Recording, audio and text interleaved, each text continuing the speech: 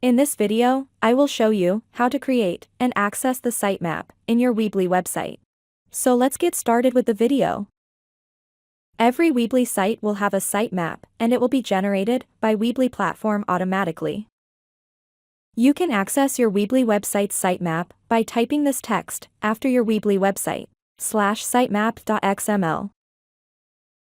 This Weebly website's sitemap is the Weebly site's URL link /sitemap.xml. And once we click enter, you can see the sitemap is generated.